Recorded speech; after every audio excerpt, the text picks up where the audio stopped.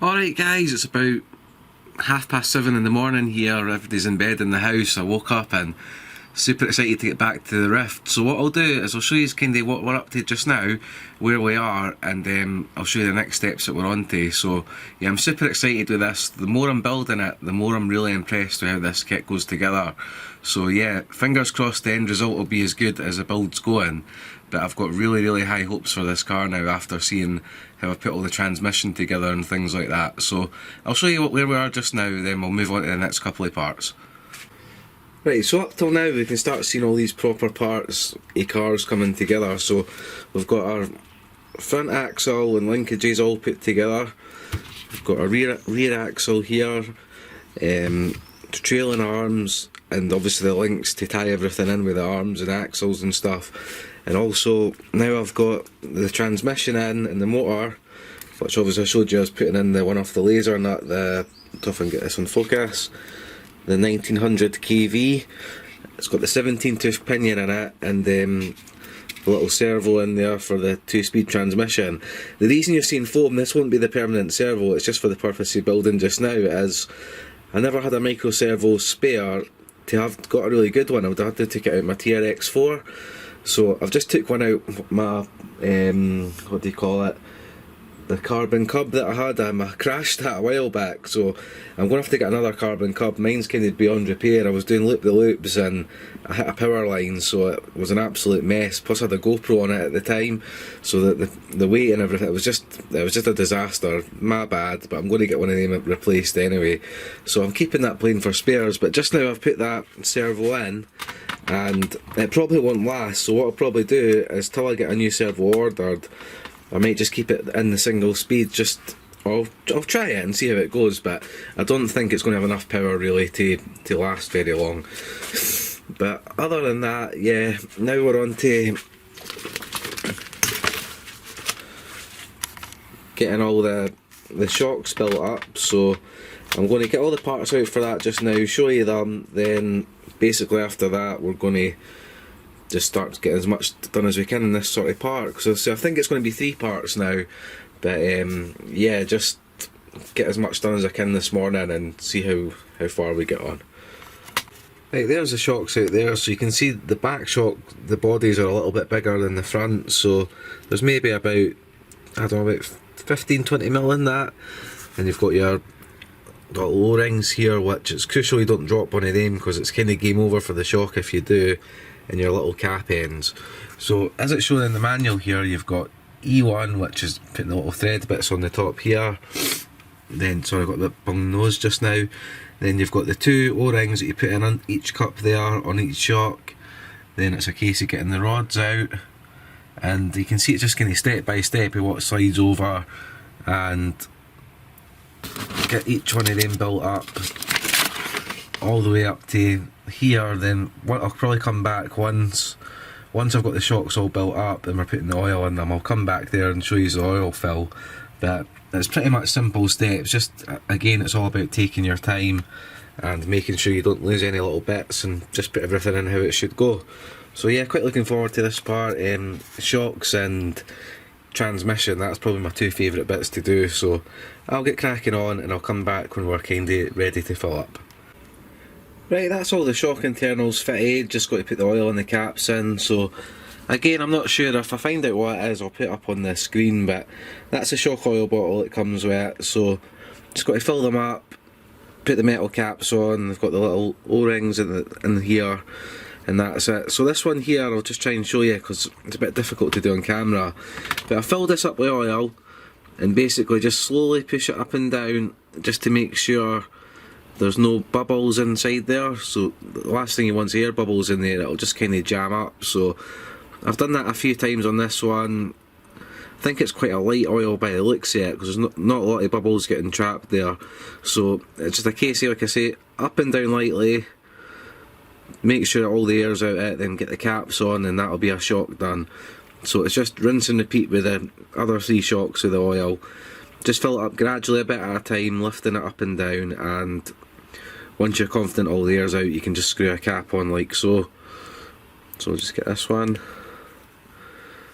And also make sure your top O-ring's perfectly sort of centralised And there we go, there's a shock. Maybe needs a tad more oil because you kind of want it sort of pushing a little bit more resistance at the top. So yeah, it's just basically a little bit of fine tuning with that, and that's how you do them. Right, when I was showing you there I wasn't getting the resistance I wanted, that was my bad. I didn't look at the next page. There's little bleed screws there and little O-rings in this bag which are so small you can barely see. So I'm taking them out one at a time, but when you look here, I'll just send this back out. So now I've got obviously the bleed screw in and it's bled. So when I push this in, that's the resistance you want to see. You want to see it coming back out like that itself.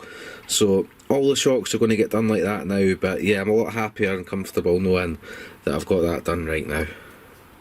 Right, that's all the shock oil, like I say, balanced out evenly. So I've done the other three, but just to put the springs on, super easy. Got your spring, long spring for the long shock. Put this on. Pull it up a bit. It's a lot easier on a real car. Doing this on a real car is no fun. When you use the coil springs, if anybody knows who's done that, it's pretty scary stuff. Clip this on, drop it down, that's it. There we go. Right, now we're on to the exciting stuff to make it look like a car, I suppose. So here's the roll cage, the F bag. So this seems to be the next part in the manual. So if we look here, F1 looks like the receiver box by the looks of it. Then you've got the little driver characters. Then building up the roll cage. So I'll probably just come back and forward as I'm doing this just to show you guys, but again this should be fairly simple. Then after that we go back to putting all the sort of drive shafts and things in and getting all the linkages together, and you can see it's really starting to become a car pretty soon. Alright guys, that's the cage all built up now. That was super easy.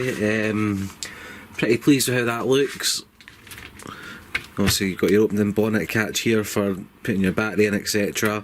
You're probably wondering why I've not painted the bodies yet and put the helmets all painted and stuff. I'm going to do that all at the end because I don't really want to paint anything till I see what the car looks like, then just see what I want to do.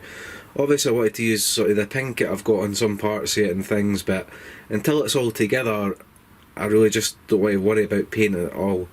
I'll take it back apart if I have to paint the bits I want to do, because I'm not even sure, like I say for example, I don't know if I want to go as far as painting these little back tank bits and things and making it super detailed, or if I want to just keep it kind of basic, but like I say, time will tell on that. The body, you can actually get dyes for this. I was looking at it, asked a few people, and I think, I don't know if it's called Ryft dye or something you can dye the cage, but to be fair I like the sort of grey cage. It just looks like it's sort of like had a sort of coating on it, so once that's run a few times, got a few scuffs on it and stuff, I think it'll look pretty cool just with the grey anyway, so I'm going to keep that definitely unpainted. The bodies and the helmets we'll see, and obviously the panelling and things.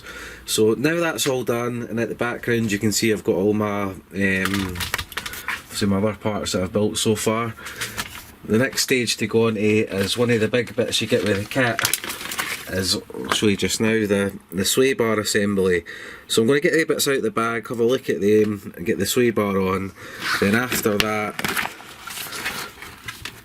it looks like sort of adding sort of the drives to the sort of axles and things like that, and yeah, just sort of just take it as it comes, page by page. So again, super happy with how this kit goes together. The cage itself isn't actually very heavy. I mean, the rest of the car weighs a lot, so a lot of that weight's low down, but the cage is surprisingly lighter than you think, and it's also pretty tough too, so yeah, really pleased.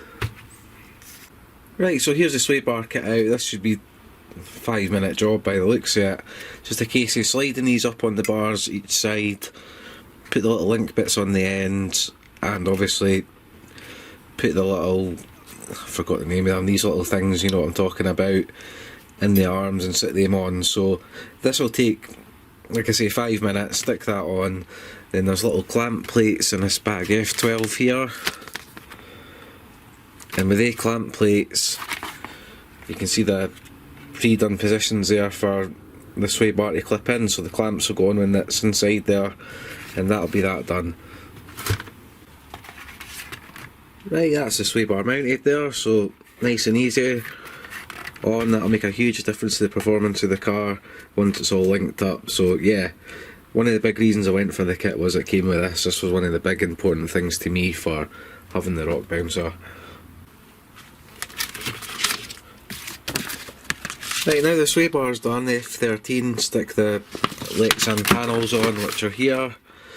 Super tiny, they'll take 2 seconds to paint, but again, until I've got the car built, I'm not going to paint them, just in case I change my mind what I want to do last thing. So it's not a big deal to take panels on and off anyway, so I'll get these all stuck on, then it's going on towards the drive shafts and linkages and stuff, which I might stop this video and do that in another video again, because I'm trying to keep them quite short. I don't really have huge massive videos because it's a lot of watching in the one go. So anyway, I'll get these on, then we'll come back and have a quick look.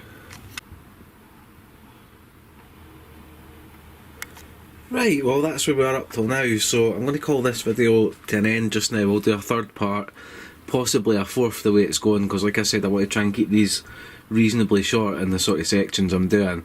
So cage is done, suspension's done, transmission motor done, axles, servo, linkages there, all done.